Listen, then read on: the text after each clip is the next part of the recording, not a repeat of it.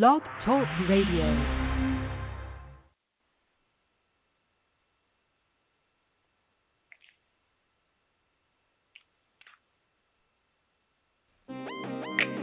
Nobody ever told you. I just want to let you know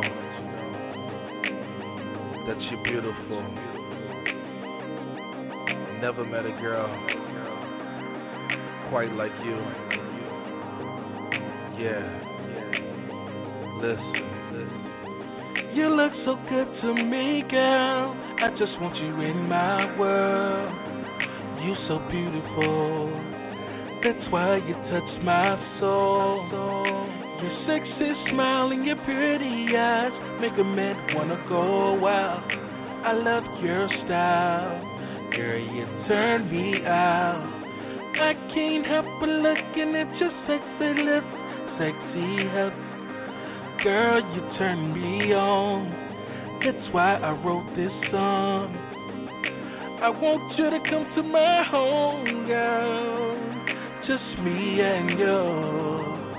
Alone, girl. You're so beautiful to me. Yes, you are. Oh, you're so beautiful, yes.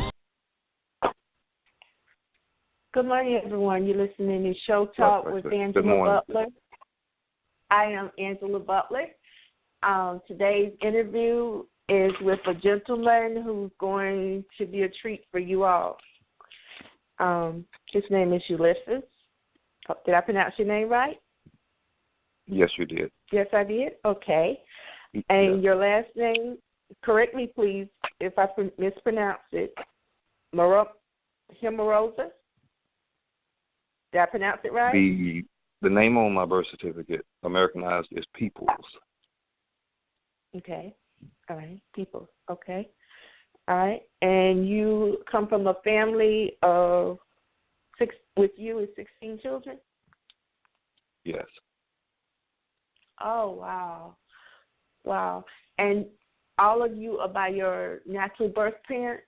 Your mother and father yes. have the same mother and father? Oh, wow. Yes, I'm surprised you haven't been on things like Jet or something like that. We actually shun publicity.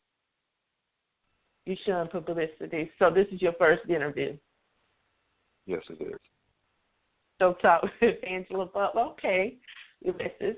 What was it like? What was it like growing up? And you're the number son or number 5, 6? Tell me. Tell everyone. I'm what's called the new baby. I'm next to the last. Next to the last baby. Okay. So all of you are alive, all 16 of you? 15. 15. Oh, I'm sorry to hear that. So what was it like growing up in your family? Did you have a lot of role models? Was there a lot of nosiness? I mean, was it crowded? Did the older brothers and sisters help out? Because you're next to the baby.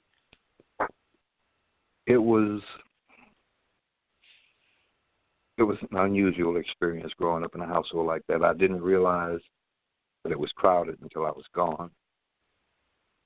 It was always loud, boisterous, but not to the point of being vulgar or gross because my parents wouldn't put up with that. There was a lot of camaraderie, and most of us ended up going to the same school at one time or another, at least 6 or 7 of us. And we stuck together. Wow. Stuck together. All right. That sounds wonderful. That does. That sounds like a family that's bonded. What were some of the things that your parents taught you? They taught by example. My mother sacrificed a lot to raise us. She actually sacrificed her entire life from her young adulthood until the time she went home. And she taught by example.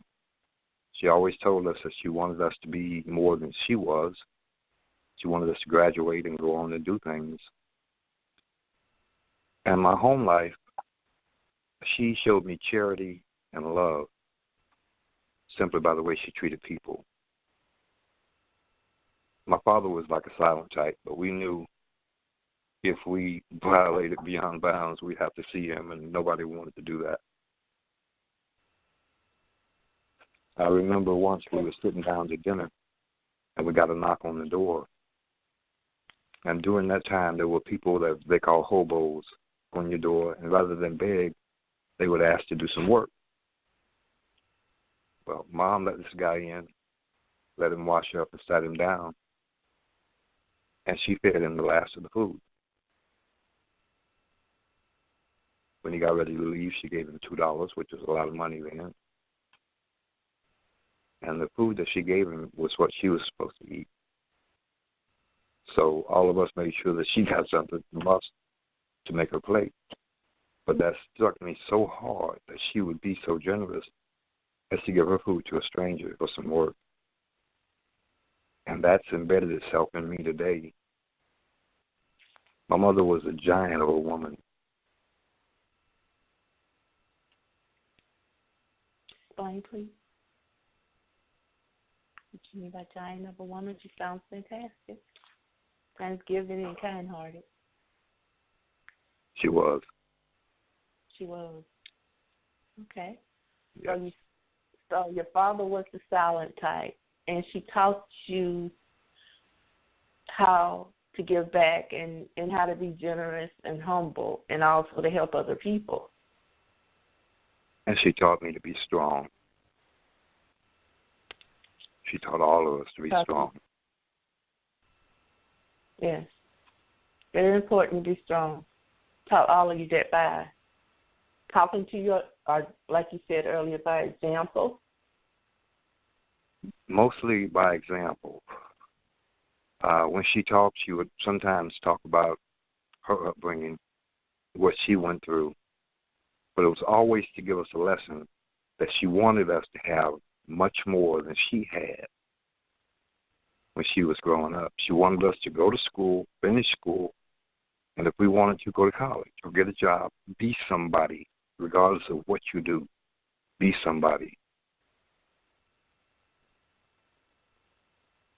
Be somebody. Okay, so what line of work are you in? What is your career?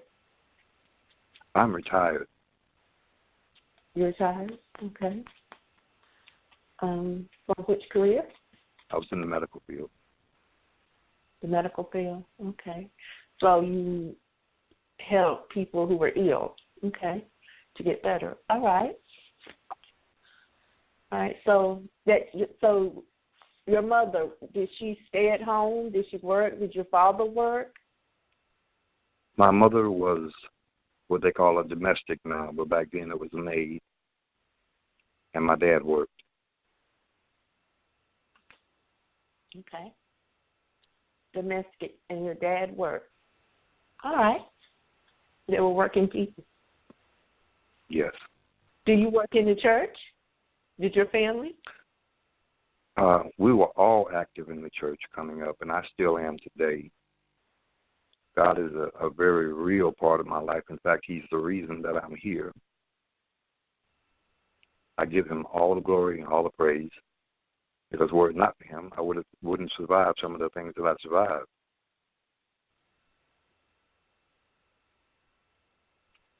All the praise and all the good. Are you active in your church? Yes, I am. All right. So my understanding, you're usher. Okay. You also, my understanding is when I've talked to you before is that you have food drives there in South Florida. Yes, I do. Okay. All right. Duval County has a tremendous amount of food banks, and there's no reason for anyone to go hungry here. And I pass the word along to people when there are special drives coming up so that they can make an attempt to get there. If they need to get something extra. Because no matter what you make on your job, it's never a bad idea to get some free food. Okay. That's true. All right. So how does your church manage to get all the food? How do they manage the churches, food? Maybe doing once or twice a week? Do you still do that? Twice a week, yes. Tuesdays and Fridays. Originally, everything came from donations from the surrounding community. But the word got out, and the church got incorporated with Daily Manna and Harvest for Life, and now they receive donations from Publix and Harvey's and all the major stores. And they can serve up to 350 people on Friday, and Tuesdays for seniors, 65 and over. Usually there's 80 to 120, but everybody gets served.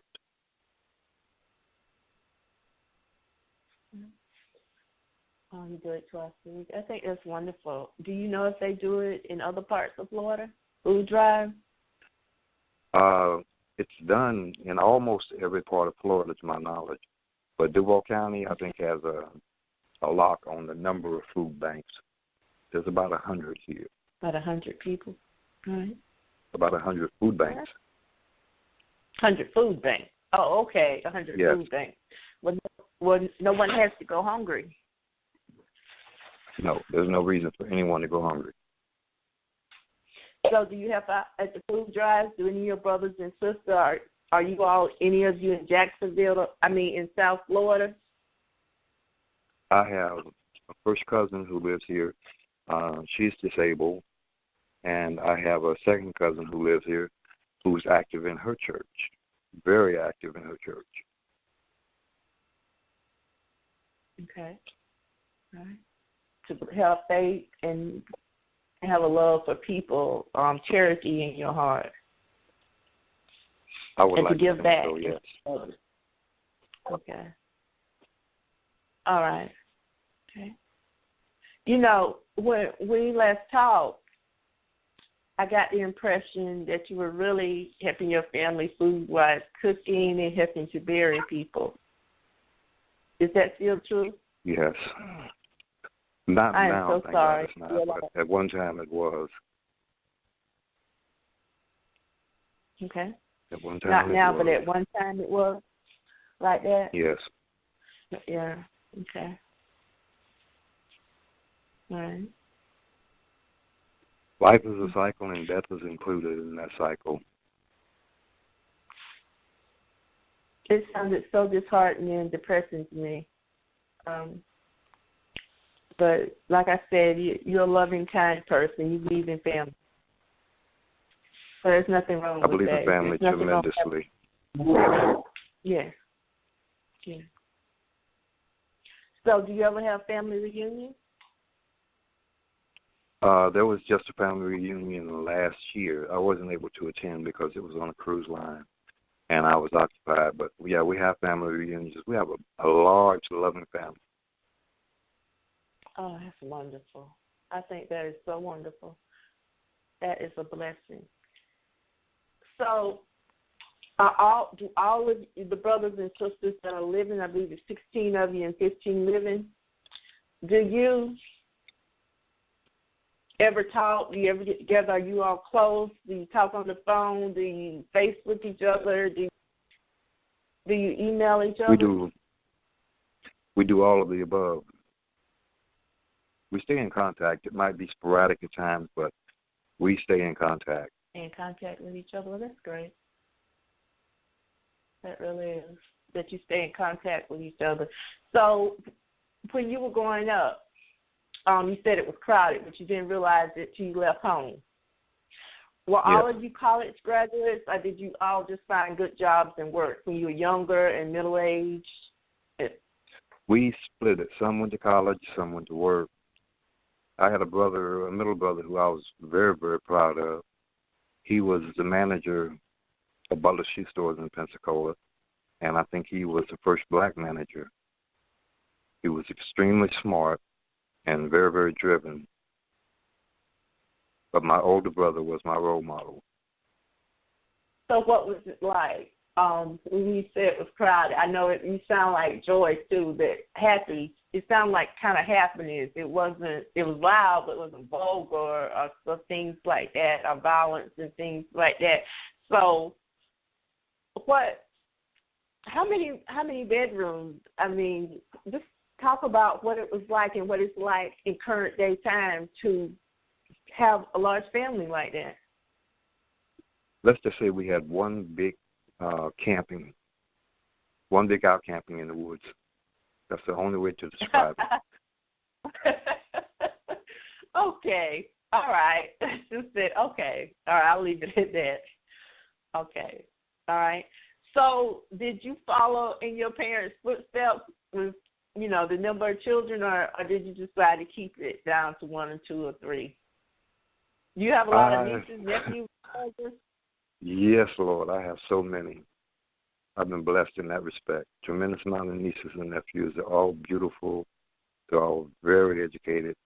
The younger ones are actually learning faster than the older ones. Oh, okay. I wonder why that is.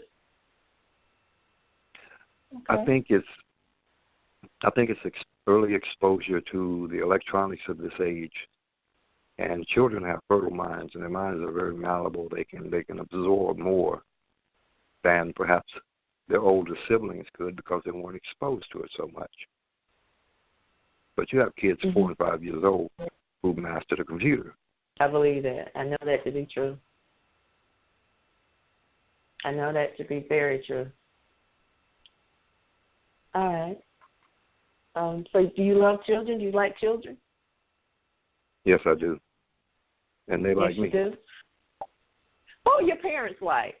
What were your parents like? I mean, I know they taught you by example, and I understand that your mother was a very giving, loving person. And she seems like a Christian, a person who loved the Lord and and did everything she could to live right. But what advice did she give you when it came to family, starting a family of young? All of you. What did she raise her sons and daughters to believe in? I vividly remember one episode. We were all told, in no uncertain terms, that don't go out there and start doing the nasty until you're ready to say I do. And one of my brothers kind of violated that. And there was a knock on the door one day, and it was a girl and her parents. The father had on a suit, the mother had on a dress, the daughter had on a dress. And they came in and sat down, and Mom shooed all of us out of the living room except my brother. And being what kids, she kept him in there. Okay. But being kids, we glued our ears to the door. And I heard the man saying that your son has gotten my daughter in the family way, and what are we going to do about it? My mom asked my brother, is this true? He said, yes, ma'am. She said, okay, we need to start planning a wedding. So those of us in the hall were looking at each other like, a wedding? You get married? Well, they got married. Were you there? My mom didn't play. Yes, my mom didn't play about that. You were not going to violate the rules of God without paying for it.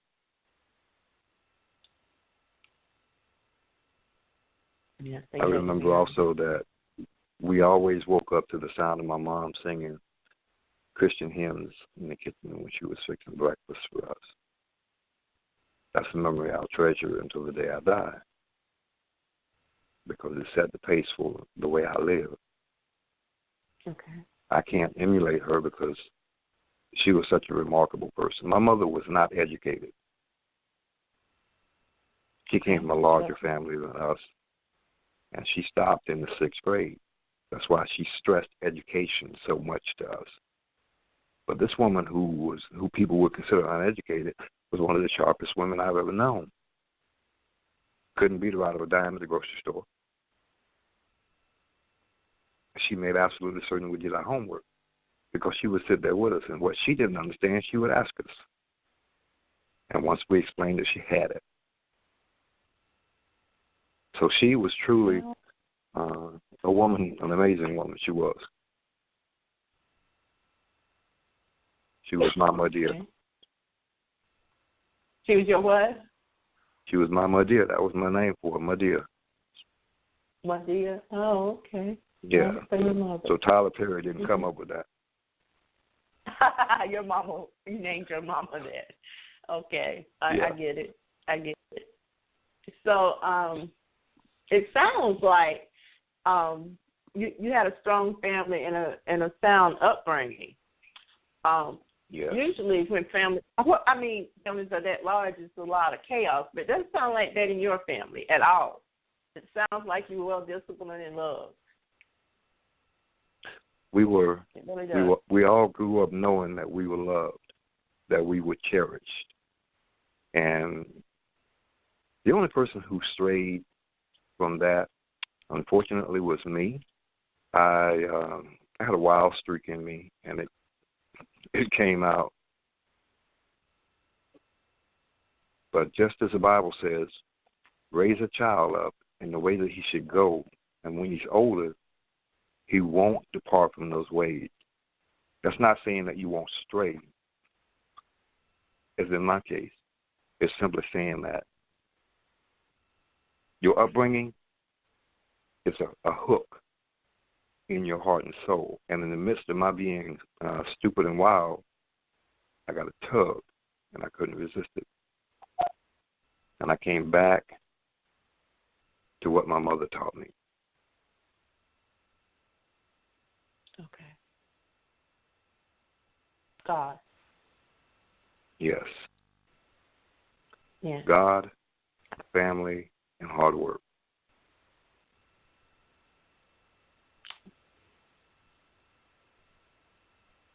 So that's not a bad combination. No, it's not. It's a great combination. Yes, it is. If you work hard, you reap the rewards of your work, and you're satisfied at the end of the day because you know you've done what you had to do. If you love and adhere to your family, you'll never be alone. And God is going to order your footsteps, and when you get tired, that's when he'll pick you up and carry you. That's right. That's right. That is so true. That is so true. So you weren't able to go to your family reunion. Really, I'm sorry to hear that.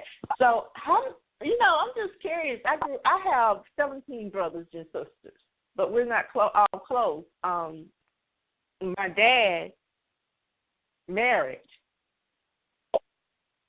and then he divorced, and he had like maybe 9 or 10 kids. He didn't marry my mom, so it's all that in there. On my side, but I have 17 brothers and sisters between my father and my mother, and then there's my stepfather. He had 2 before he married Mom. So you're talking like 17, 18 people, that don't really know each other. I think it would be nice if we had a family reunion so we could find out who we all are, because it's 17 of us, and I know all my brothers and sisters, but I couldn't tell you who all my nephews and nieces are and who their children are. We weren't all raised in the same household. The devil can get busy. You know what I'm saying? Yes, he can. And he will. Yeah. Yeah. He can destroy a family if his family is strong in God. Satan can. But I think it's great that you all grew up in the same home, because I didn't. I didn't grow up in the same home with all my brothers and sisters. So I'm closer to the brothers and sisters on my mom's side. Not as close to my father's brothers and sisters. 3 or 4 in particular that I'm real close to on my mom's side. Because my mom had 6. My dad divorced. Mom had 8 children. 6 were living. And my dad had 4 children in his marriage, and then he had like 5 more, and then 5, 6 more, and then it was my stepfather. So you know what I'm saying? Uh-huh. Yeah, it's a lot of us. I think it's wonderful that you all were able to grow up in the same household, in the same family, and to know each other like that, even though you were next to the baby. That's wonderful. That's a blessing. It really is. Because everybody doesn't grow up in the same household with their brothers and sisters. So you are truly blessed. Yes. So when are the brothers and sisters going to have a family reunion again? It's we have know? a reunion every year, and there's another one coming up. Okay. All right. Well, I thank you for calling in. You didn't have to call in. I'm sorry about the confusion and the mix-ups about last night. I meant this morning for the interview. Say your name again. My name is Ulysses Peoples. And your family, your parents, because they sound wonderful. They were wonderful. Yeah. Would you like to say their names again? Maria and Roberto. Maria and Roberto. Oh, okay. Okay. So, do you have pictures of your parents? Yes, I do. Oh, that's wonderful. That's wonderful. So you all shun the spotlight. Have you ever asked to be interviewed or go on a TV show or anything? Are you just low? No, I don't. No. So you all usually don't tell people that you come from such a large family. Most of us are. You're very proud of it. Okay, Ulysses. Yes. People. All right. So I just think it's a wonderful thing. I'm going to say this again. I'm not trying to be redundant, but to me, having as many brothers and sisters as I have and not seeing them often, even growing up in the same town and within 25, 30 minutes or others not in the same town and county, I think it is beautiful that you all grew up under the same rooftop with the same parents. It's not under the same rooftop, they're with the same parents. Because when you have children scattered like that in this direction and that direction, it's not good. It's not good, but of course we're all older now. But I remember what it was like having all these brothers and sisters and not really knowing them and having mothers and fathers who didn't really get along. It was something else. You know, if you count my stepfather's 2 kids, my mama's first husband, it's more than that. It's like 18 or 19, but they're not blood related. You know, but I can count them. They're 19. Yeah, wow. Wow, yeah, wow is right. But you're blessed. You're blessed to have had great parents. And I have a great mother, too. But I'm not going to say I never wondered about all my brothers. Because I didn't know what my father was doing. He was like a rolling stone. You know, I didn't know where all he was. You know, I didn't really know him. He had went to prison, so, you know, you're blessed. Just remember, you had a blessed beginning and you'll have a blessed ending. Thank you. All right. So I'm going to end the interview. I wish you the best, and I hope you all decide to do some more interviews. I hope you end up on Jet, because this is the first interview any of you ever gave? Yes. Okay. All right. Well, I'm going to send you a copy, okay? All right. Thank you. All right. Thank you. Have a good day.